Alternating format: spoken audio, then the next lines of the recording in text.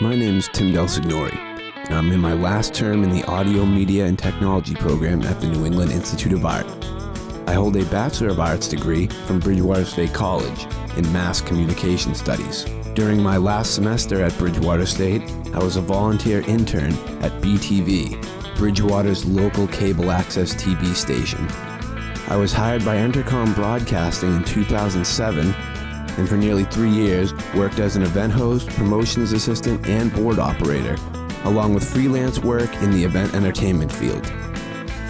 In 2012, I decided to go back to school and discovered that the New England Institute of Art had a program designed around audio production that really interested me, so I applied. In September of 2012, I started my first semester. My objective is to use the more technical skills I've learned about audio production and transition back into the world of broadcasting. I also have an interest in corporate audiovisual work and live sound reinforcement. In Audio Technology 1 with John Crivet, I was introduced to the principles of audio signals and the equipment used to record, process, and distribute audio content. I also learned how to solve the variables for period, frequency, and wavelength. I was able to analyze sound in electronic form, including sine waves, complex waves, decibels, gain structure, and dynamic range. Additionally, I learned about the various cables, connectors, stereo mixers, microphones, amps, and loudspeakers. In Audio Technology 2 with Dave Lefkowitz, there was a continuation of my study of the basic principles learned in Audio Technology 1. I expanded my understanding of signal flow of advanced audio systems by creating complex block diagrams. There was also a more in-depth study of signal processors, dynamic range, distortion, and analog recording. In Audio Recording 1 with Eric Welsh, the foundation built in Audio Tech 1 and 2 is put to practical use in a hands-on approach. I learned the operational techniques of analog and digital audio recording systems. My introductory learning tool was a Mackie 1604 mixer. One of the projects assigned to this class was to record a radio spot. This project highlighted our recording skills and included using the isolation booth, as well as outboard gear in the form of sidechain compression to duck the vocal.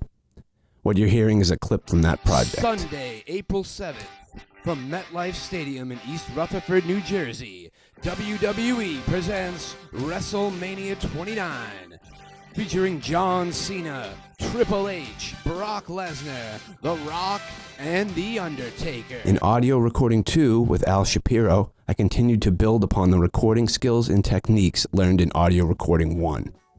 Not only did I learn how to mix a multi-track recording, but also how to record to the multi-track.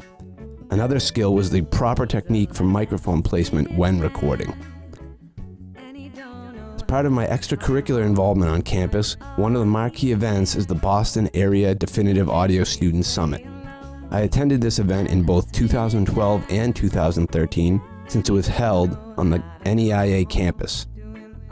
Featured guest speakers, live gear demos, and exhibitors all involved in the audio world.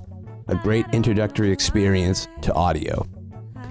I was part of the campus record label, Naked Ear Records, under the guidance of Dr. Barry Marshall. I helped create databases, press kits, assisted during recording sessions, and learned about the music scene in Boston. Dr. Marshall was also my instructor for the Survey of the Music Industry class, and during the summer of 2013, he was extremely gracious when he invited me to the Boston chapter of the Audio Engineering Society's annual banquet, held at the Henderson House in Weston, Mass.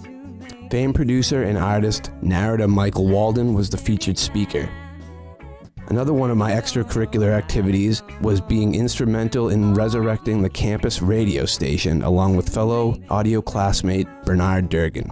NEIA Radio Live is an internet streaming radio station playable from the Live 365 website or application.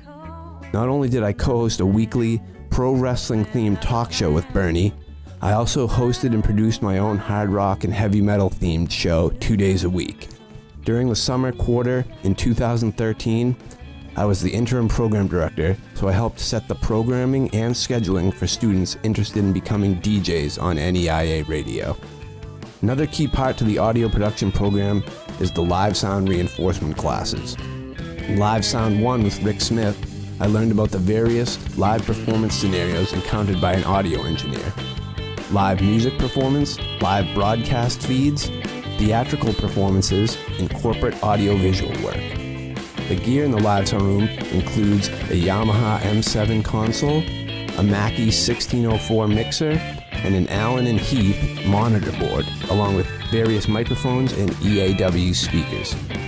In Live Sound 2 with Alan Kraut, I learned more about live performance scenarios along with such topics as frequency coordination, line array calibration, digital crossovers, advancing tours, and lighting.